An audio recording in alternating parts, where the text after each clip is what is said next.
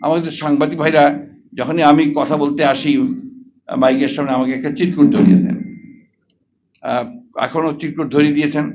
তার মধ্যে বেশিরভাগই হচ্ছে যে আপনার আওয়ামী লীগের সম্পাদক কি বললেন, অমুকে কি বললেন। আজকাল এগুলো উত্তর দিতে আমার রুচিতে আসে না, রুচিতে বাধে। আমি শুধু এইটুকু কথা বলতে চাই যে তাদের এই সমস্ত কথা বলে কোনো লাভ নাই। এখন মানুষ অন্তর থেকেই তারা পরিবর্তন চায়। প্রতিটি মুহূর্তে এই দেশের মানুষ এখন এই সরকারকে সরে যেতে দেখতে চায়, কারণ এখন মানুষের জীবন অতিষ্ঠ হয়ে গেছে। তাদের চাল ডাল খাওয়ার কাপড় প্রতিটি মুহূর্তে তাদের কাছে অসহনীয় হয়ে উঠছে। এখানে বেশিরভাগই স্বাস্থ্যকর্মী আছেন আমার যা মনে হয়। আপনারা তো একটা নিয়মের মধ্যে, নিয়মানুবর্তিতার মধ্যে আপনাদের হাসপাতাল চালান।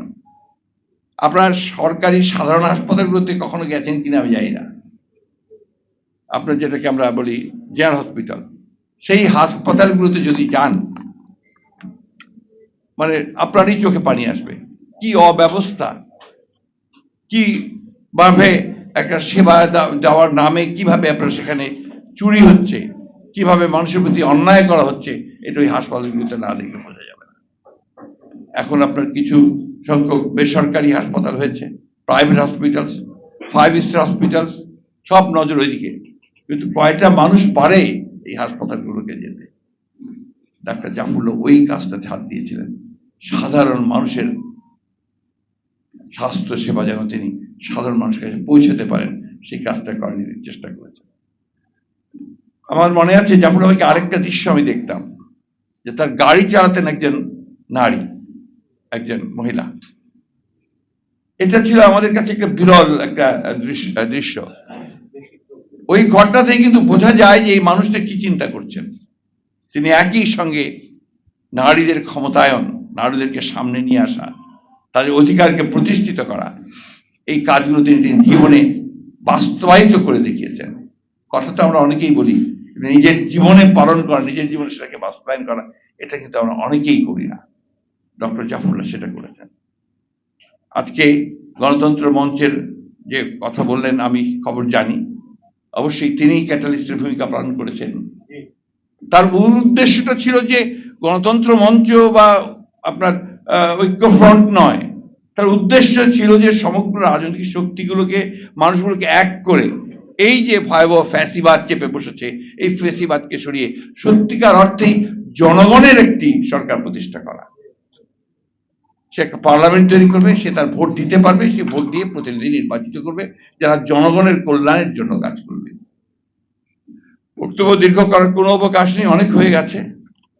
আমরা ডক্টর জাফরুল্লাহকে তখনই সত্যিকার অর্থে সম্মান দিতে পারবো যদি তার প্রতিষ্ঠিত গণস্বাস্থ্য ব্যবস্থাটা, আমি এটাকে শুধু একটা কেন্দ্র বলি না, এটা একটা ব্যবস্থা, একটা সিস্টেম, একটা দর্শন, এই দর্শনটাকে যদি আমরা বাঁচিয়ে রাখতে পারি, এই ব্যবস্থাটাকে যদি আমরা বাঁচিয়ে রাখতে পারি, সেটা আমরা ছড়িয়ে দিতে পারি। আজকে প্রায় জাফরুল্লাহ ভাই বলতেন যে যারা যুবক আছে তাদেরকে বের করে নিয়ে আসো, তাদেরকে সামনে আনো। আমি আজকে তার কথার সুর ধরে বলতে চাই, আসলে এখন সব যুবকদের, তরুণদেরকে এগিয়ে আসতে হবে এই দেশকে রক্ষা করতে, এই জাতিকে রক্ষা করতে। রব ভাই কথা বলতে বলতে খুব আবেগে আপ্লুত হয়েছিলেন, খুব স্বাভাবিক, কারণ তিনি তো সেই মানুষদের একজন যারা এই দেশের